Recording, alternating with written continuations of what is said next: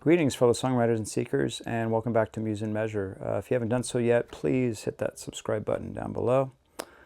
I want to cover today conjunctive versus disjunctive, and these are not, diseases of the muscle tissue. These are ways of arranging notes into a melody, and I'm going to talk about what each one is, but also talk about how you can have a balance between the two. And I think a lot of the best melodies are a nice balance between the two. So let's start with conjunctive. Conjunctive just means like it's going up and down the scale, but it's not making any big leaps. So if you think of the scale as steps of stairs or as a ladder, then the person who's going up those stairs is not going to skip any steps. They are not going to make any giant leaps. They're just going to take one step at a time, going up and down. Okay? And a classic melody that uses this is Beethoven's Ode to Joy.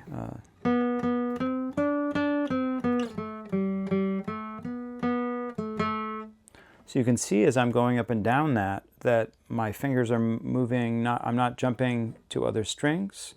I'm just staying on one string, and I'm moving in stepwise motion. Okay? Oh, I said K. It's my goal in this video is to not say "mk" all the time. I sound like Mr. Garrison. So I'm going to have a little "mk" jar. So for every "mk", I'm going to donate $1 to charity. So that was $1 to charity. All right, maybe I'll have a little bell that goes off.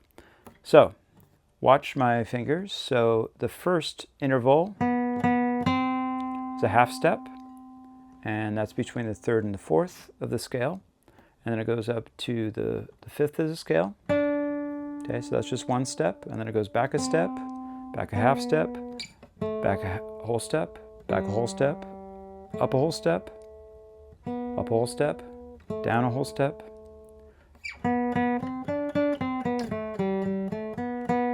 There are no leaps in that first section of Ode to Joy.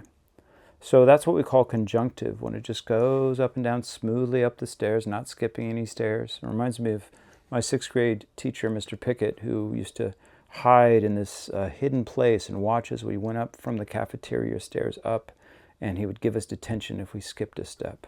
So he obviously liked very conjunctive children who didn't skip steps. He was worried about us breaking our legs or something.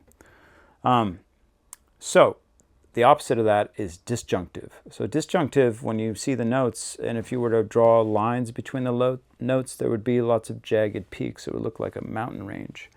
A classic example of that is Somewhere of the Rainbow. Now, this is a nice balance between conjunctive and disjunctive, but it begins disjunctive because the first interval is not a step, it's a leap of an octave. Somewhere. That's a big jump. And that song is hard to sing for that reason.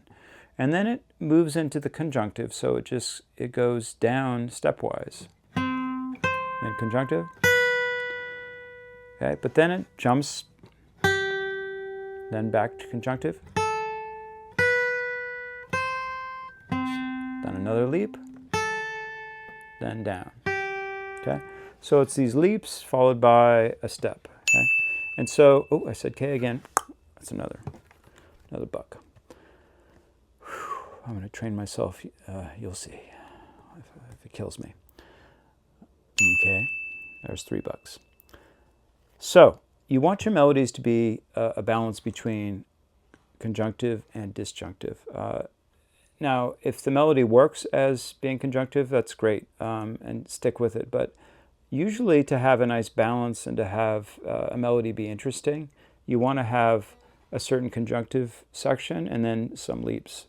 So when we get into actually melodic shape, how at the end it has some kind of rising motion, that's usually where you want to have this disjunctive leap. So you might want to start off the melody with just simple stepwise motion, maybe up a third, but not more than a third. And then once you want to have that rising motion, then you can throw in a big leap.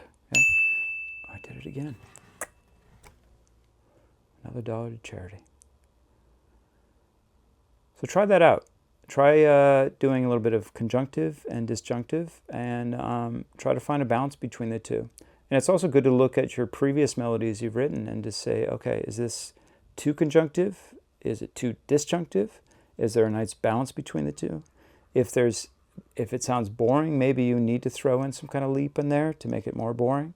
So this is a good kind of check, the conjunctive disjunctive test, which isn't, sounds like some kind of muscular tissue issue, but it's really a melodic issue, and you can check your melodies for it.